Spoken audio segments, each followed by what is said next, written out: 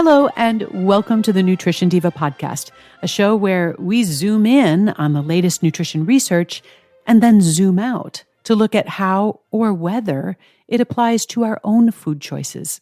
I'm your host, Monica Reinagel, and today I want to tell you about some new research on lycopene and its potential role in improving mood, as well as how that research fits into the larger context of diet and mental health. Just as a quick review, lycopene is an antioxidant nutrient in the carotenoid family, and it's a very colorful nutrient. It's what gives tomatoes, watermelon, and pink grapefruit their rosy color. If you've heard about lycopene before, it may have been in the context of heart health, because some studies have suggested that it may help lower the risk of cardiovascular disease. This latest study, which was published in the journal Food Science and Nutrition, suggests that lycopene could also have antidepressant effects, at least in mice. Researchers found that supplementation with lycopene seemed to lessen certain depressive behaviors in the mice.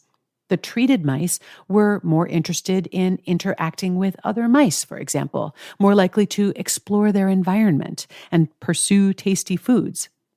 Now, obviously, mice are not people, so we want to interpret these findings with caution. There's actually a long history of using mice to study the effects of stress and depression. And part of this has involved developing research protocols to measure just how stressed or depressed a given mouse might feel, because obviously we can't just ask them. We have to surmise based on their behavior. For example, researchers will measure how long a mouse will struggle to free itself from an unpleasant or stressful situation. If the mouse gives up more quickly, the researchers interpret that as a sign of despair or hopelessness. So, following an intervention, if that mice shows a little more spunk and struggles for longer, researchers take that as a sign that the intervention reduces depression. Now, some critics have pointed out that we don't know what is motivating the mouse's behavior, and it's entirely possible that we are projecting our own feelings onto that mouse. For example, a mouse may stop struggling not because they're feeling despair, but because they perceive the struggle to be useless, and so they decide to conserve their energy. That way, if the situation changes, they will not have worn themselves out with pointless struggle. Maybe mice are a little smarter than humans in that way. That said, however, the study did look at more than just the behavior of the mice. They also looked at their brain chemistry, and they found that the lycopene appeared to boost levels of a specific protein in the brain, one that is often lower in people who are suffering from depression. So the researchers hypothesize that lycopene's effects on this particular brain pathway could be one of the mechanisms behind the antidepressant effects that they observed. Okay, so what do we do with this information?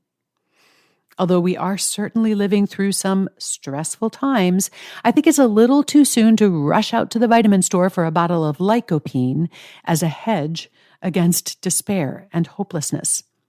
Let's let the researchers continue to do their research, assuming that their funding hasn't been canceled. And in the meantime, this study offers a potential explanation for why diets higher in fruits and vegetables, you knew I was going to get there, right? For why diets higher in fruits and vegetables are linked to better mental health in humans, because they are. Let's look at the bigger picture. Lycopene is a single nutrient, and no single compound or even food is likely to be a magic bullet for depression.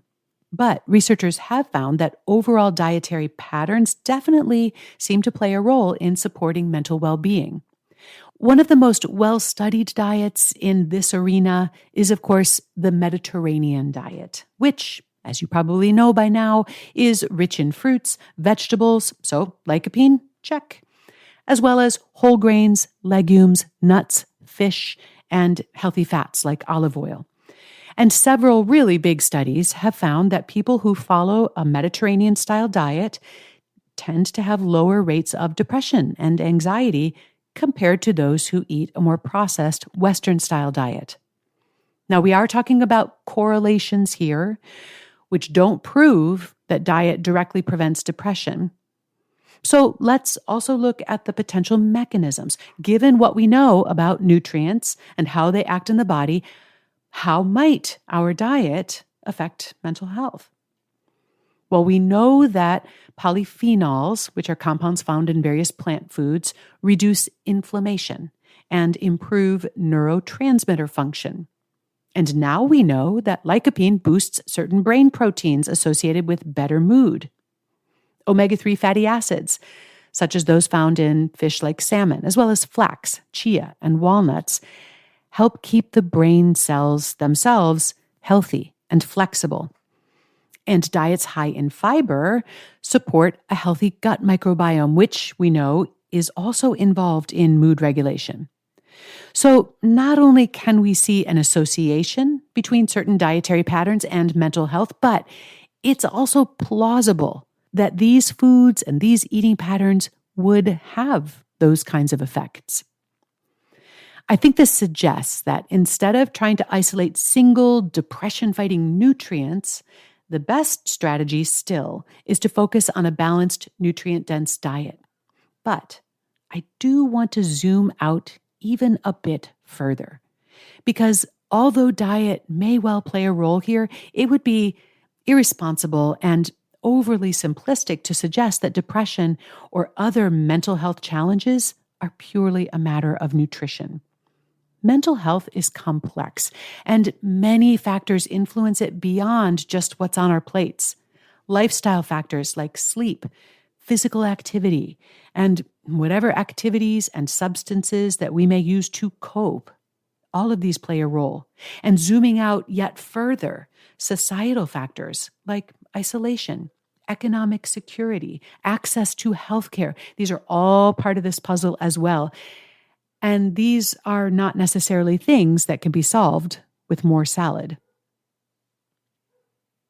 So that's the 30,000-foot view. And as we wrap up here, let's dive back down to the 30-foot view. The study that prompted today's episode provides some interesting insights into lycopene's role in supporting brain health, but it's also a valuable reminder of the role that a healthy diet in general plays in supporting our mental health. And while so much of this research does focus on the Mediterranean diet, which reflects foods that are available in a very specific part of the world, rest assured that you can build a healthy diet using foods from every culture and corner of the world. The common denominators are lots of fruits and vegetables, legumes, whole grains, nuts, seeds, and healthy fats, ideally prepared in ways that you truly enjoy. That's all for this episode. If you have a question you'd like me to answer or a study you'd like me to review, you can email me at nutrition@quickanddirtytips.com. You can also leave me a voicemail at 443-961-6206. If you'd like to find out about having me speak at your next live or virtual event, you can learn more at wellnessworkshere.com. Nutrition Diva is a Quick and Dirty Tips podcast. Our team includes Brandon Getchis, Nathan Sems, Davina Tomlin, Holly Hutchings, Morgan Christensen, and Nate Hoops. Thanks so much for listening. I'll see you next week.